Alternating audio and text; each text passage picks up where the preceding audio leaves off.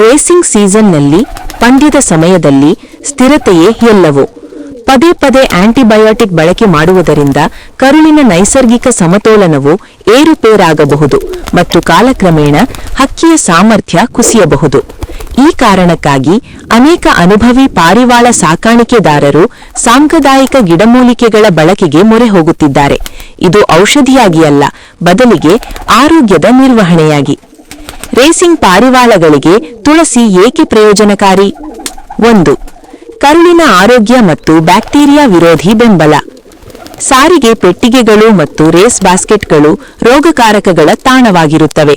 ತುಳಸಿಯಲ್ಲಿರುವ ಸೌಮ್ಯವಾದ ನೈಸರ್ಗಿಕ anti microbial ಅಂಶಗಳು ಈ ಕೋಲೈ ಮತ್ತು ಸಾಲ್ಮೊನೆಲ್ಲಾನಂತಹ ಬ್ಯಾಕ್ಟೀರಿಯಾಗಳನ್ನು ನಿಯಂತ್ರಿಸಲು ಸಹಾಯ ಮಾಡುತ್ತವೆ. ಇದು ಆಂಟಿಬಯೋಟಿಕ್ಗಳಂತೆ ಕರುಳಿನ ಒಳ್ಳೆಯ ಬ್ಯಾಕ್ಟೀರಿಯಾಗಳಿಗೆ ಹಾನಿ ಮಾಡುವುದಿಲ್ಲ. ಉತ್ತಮ ಕರುಳಿನ ಆರೋಗ್ಯ ಉತ್ತಮ ಪೋಷಕಾಂಶಗಳ ಹೀರುವಿಕೆ ವೇಗದ ಚೇತರಿಕೆ. 2. ಉರಿಯೂತ ಶಮನಕಾರಿ ಮತ್ತು ಚೇತರಿಕೆಗೆ ಬೆಂಬಲ.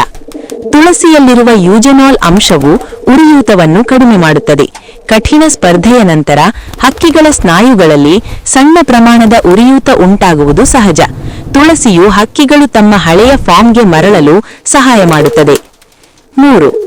ಆಕ್ಸಿಡೇಟಿವ್ ಒತ್ತಡದಿಂದ ರಕ್ಷಣೆ. ದೂರದ ಪ್ರಯಾಣ ಅಥವಾ ರೇಸಿಂಗ್ ಹಕ್ಕಿಗಳಲ್ಲಿ ಆಕ್ಸಿಡೇಟಿವ್ ಒತ್ತಡವನ್ನು ಉಂಟುಮಾಡುತ್ತದೆ.